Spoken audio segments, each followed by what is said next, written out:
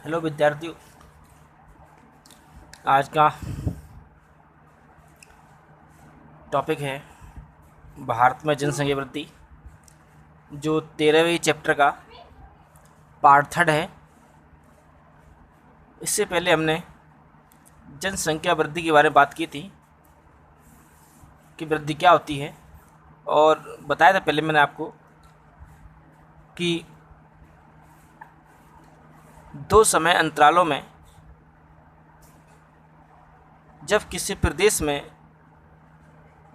जनसंख्या की संख्या में जो वृद्धि होती है उसे वृद्धि कहते हैं। इसे हम इस प्रकार भी डिफाइन कर सकते हैं कि किसी प्रदेश में एक निश्चित समय में जनसंख्या की संख्या में होने वाले परिवर्तन को जनसंख्या वृद्धि कहते हैं। लेकिन यहाँ स्टूडेंट्स बात करेंगे हम भारत में जनसंख्या वृद्धि की, कि भारत में जनसंख्या की वृद्धि का जो वितरण है, जो प्रारूप है, वो किस प्रकार रहा है। तो बात शुरू करते हैं। तो देखिए, हमने इससे पहले एक और बात की थी जनगणना की, कि भारत में जो जनगणना होती है उस जनगणना के अनुसार ही हमें पता लगता है कि किसी प्रदेश में जनसंख्या वृद्धि कितनी हुई है। तो उसी बात को आधार लेकर हम बात कर शुरू करते हैं। देखिए, विद्वान हुए थे मोरलैंड, समय था 17वीं शताब्दी का। तो मोरलैंड के अनुसार 17वीं शताब्दी के आरंभ में भारत में 10 करोड़ जनसंख्या, कितनी 10 करोड़ जनसंख्या का अनुमान था। यानी 17वीं शताब्दी में कितनी थी भारत में? 10 करोड़ जनसंख्या थी। सन 1874-75 में से एक संसदीय प्रपत्र के में भारतीय जनसंख्या इतने करोड़ यानी कि 23.8 करोड़ होने का अनुमान था, जो कि 1881 के पूर्व जनगणना के अनुसार अविभाजित, यानी कि जब भारत का विभाजन नहीं हुआ था उस समय की बात है, भारत की जनसंख्या 25 करोड़ थी, अविभाजित भारत की, यानी जिसमें पाकिस्तान भी था, बांग्लादेश भी था और भारत तो था ही। तो यानी कि उस समय भारत की जनसंख्या कितनी थी? 25 करोड़ थी। 1881, ये वही 1881 है जब भारत में पहली जनगणना हुई थी, जो कैसी थी? एक अपूर्ण जनगणना मानी जाती है। और उसके बाद 1901 से 2011 की मध्य जनसंख्या वृद्धि को 4 अवस्थाओं में व्यक्त किया गया है कि भारत में जो वृद्धि हुई है उसके जो आंकड़े लिखे गए 1901 से 2011 के बीच की।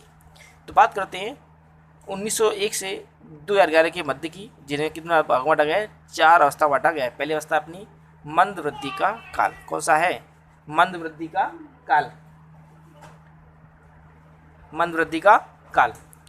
इस अवधि में देश की जनसंख्या अति धीमी गति से बढ़ी। कारण क्या था?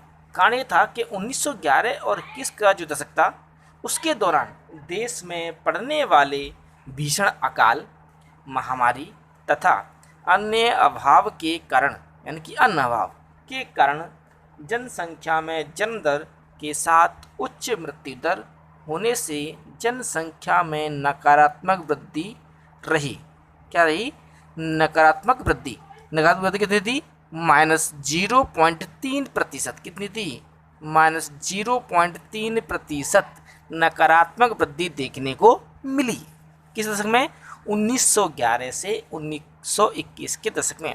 याद रखें, 1901 से लेकर 2011 के समय में जितनी भी जनगणनाएं हुई, उन जनगणनाओं में सबसे कम वृद्धि वाला दशक था 1911 से 1921 का दशक। कौन सा है? सबसे कम जनसंख्या वृद्धि। सबसे कम का मतलब हमारा नकारात्मक वृद्धि से, यानी कि 1901 से लेकर 2011 के समय में 1911 से 1921 का दशक एक ऐसा समय था जब देश की जनसंख्या में नकारात्मक वृद्धि देखने को मिली। कितनी नकारात्मक? -0.3%। आगे बढ़ते हैं। दूसरा काल स्थिर वृद्धि का काल, जिसका समय है 1921 से 1951। देखिए, वर्ष 1921 को भारतीय जनसंख्या के विकास में एक प्रथम जनांकीय विभाजक कहा जाता है। जनांकीय विभाजक क्यों कहते हैं? क्योंकि इस वर्ष के बाद यानी 1921 के बाद जनसंख्या में निरंतर वृद्धि की प्रवृत्ति देखी गई।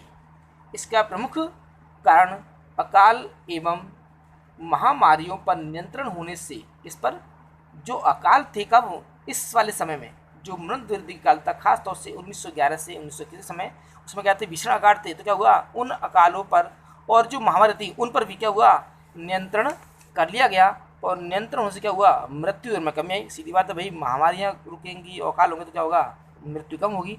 तो मृत्यु में कमी हुई, लेकिन क्या हुआ, जन्म दर पूर्ववत ही रही, यानी कि पहले की तरह क्यों हुए, जन्म होते रहे। इसलिए क्या हुआ, इस समय में क्या हुआ, हमें स्थिर रूप से वृद्धि देखने को मिली। इसीलिए इसे क्या कहते हैं हम, स्थिर वृद्धि का काल। समय क्या है, 1921 से 1951, यानी इस समय में जनसंख्या में वृद्धि क्या हुआ, स्थिर रूप से वृद्धि देखने को मिली।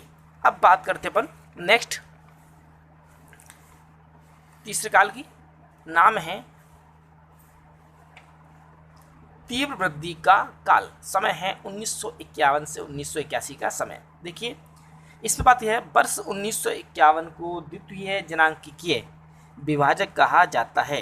द्वितीय यानी कि क्यों, क्योंकि यानी कि इसके बाद क्या हुआ, क्योंकि इसके बाद जनसंख्या में तीव्र वृद्धि प्रारंभ हुई। क्या हुई, तीव्र वृद्धि प्रारंभ हुई, इसलिए क्या बताइए, द्वितीय जनांकीय विभाजक वर्ष माना जाता है। 1961 से 1971 के दशक की मध्य सर्वाधिक वृद्धि, यानी देखिए समय क्या है, 1951 से 1981 का समय, और इस समय से इस समय के मध्य में एक दशक था जिसका समय था 1961 से 1971। इस दशक के मध्य सर्वाधिक वृद्धि 24.8% थी दर्ज की गई, जो विकास कार्यों में तेजी तथा स्वास्थ्य सुविधाओं में सुधार के कारण थी। यानी इस समय में क्या हुआ, सबसे तीव्र वृद्धि देखने को मिली। इसीलिए क्या कहते हैं, इसको तीव्र वृद्धि का काल कहते हैं। मूल बात यह है कि जिस प्रकार से 1911 और 21 में सबसे कम वृद्धि देखी गई, उसी प्रकार से 1961 से 1971 के दशक के मध्य भारत में सर्वाधिक वृद्धि देखने को मिली। यानी दो क्वेश्चन बने अपन अपने, क्या बने, एक तो क्या बना, सबसे कम वृद्धि का दशक, और एक बना सबसे अधिक वृद्धि का दशक। सबसे कम वृद्धि का दशक कौन सा था, 1911 से 1921, जबकि सर्वाधिक वृद्धि दशक कौन सा है, 1961 से 1971 का दशक। ठीक है ना, बढ़ते आगे। नेक्स्ट चौथा पॉइंट इसमें घटती वृद्धि का काल। समय है 1981 से 2001 का। देखिए सन 1918 के पश्चात जनसंख्या में उच्च वृद्धि की प्रवृत्ति यानी कि जारी रही, लेकिन वृद्धि में क्रमिक ह्रास दृष्टिगोचर हो रहा है। जनसंख्या में ह्रास की यह प्रवृत्ति परिवार नियोजन, यानी कि वृद्धि तो हुई लेकिन कैसे हुई, घटती दर से हुई। कैसे हुई, वृद्धि तो हुई लेकिन क्या हुआ, घटती दर से हुई। यह प्रवृत्ति परिवार नियोजन कार्यक्रम की सफलता तथा छोटे परिवार अपनाने की प्रेरणा के कारण है। थोड़ा देखिए, हम कह रहे हैं कि उच्च वृद्धि तो रही लेकिन क्या हुई, घटती दर से। घटती दर से कैसे, मान लेते हैं कि हमने संख्या लिख दी यहाँ पर 4, 6, 10, 16, 22,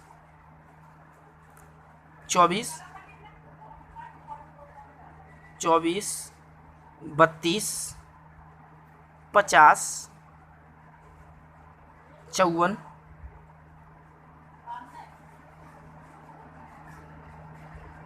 57, 58।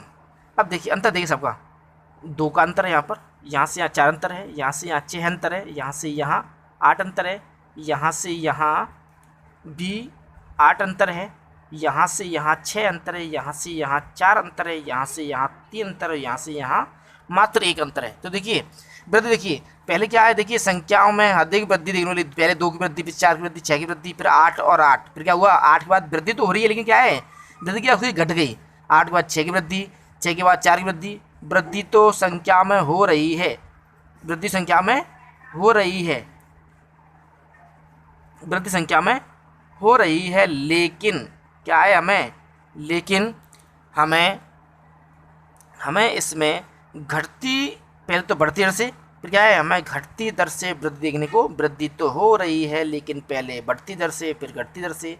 इसीलिए जो चौथा काल हमने लिया है वो कौन सा लिया है, घटती वृद्धि का काल, जिसमें वृद्धि तो हो रही है जनसंख्या में, लेकिन क्या हो रहा है, साथ में ही जनसंख्या में घटती वृद्धि देखने को मिल रही है, इसलिए इसे घटती वृद्धि का काल कहा यह माना जाता है। इसका मूल कारण क्या था, परिवार नियोजन कार्यक्रम की सफलता और छोटे परिवार अपनाने की प्रेरणा के कारण। अब बात करते हैं जनसंख्या वृद्धि के क्षेत्रों की।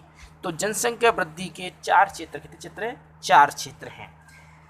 देश में जनसंख्या वृद्धि के जनसंख्या वृद्धि 2011 के आंकड़ों की अवलोकन करने के बाद 3 प्रकार के क्षेत्र आते सामने। पहला जन वृद्धि के क्षेत्र, इस अवधि यानी 2001 से 11 में 30% से अधिक जनसंख्या वृद्धि वाले राज्य आते हैं, जिनमें दादरा नगर हवेली, दमन दीव।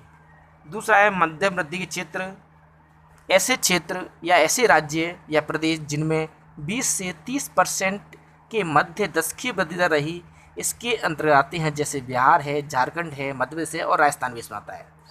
तीसरा है कम जन वृद्धि वाले क्षेत्र। देखिए ये वे राज्य एवं प्रदेश हैं जिनकी दशकीय वृद्धि दर 20% से कम रही थी, जैसे आंध्र प्रदेश, आसाम, गोवा, गुजरात, हरियाणा, हिमाचल प्रदेश, महाराष्ट्र, केरल, कर्नाटक, मणिपुर, उड़ीसा, पंजाब, उत्तराखंड आदि राज्य ऐसे हैं जिनमें 20% से कम जनसंख्या वृद्धि देखने को मिली। तो ये आज का टॉपिक था, भारत में जनसंख्या वृद्धि। सभी इसको नोट करें ध्यान से, और कोई भी डाउट हो तो आप कमेंट्स में लिख सकते हैं, या कोई भी आपका क्वेश्चन हो तो आप कमेंट सेक्शन में जाके मुझसे क्वेश्चन भी कर सकते हैं। Okay, bye.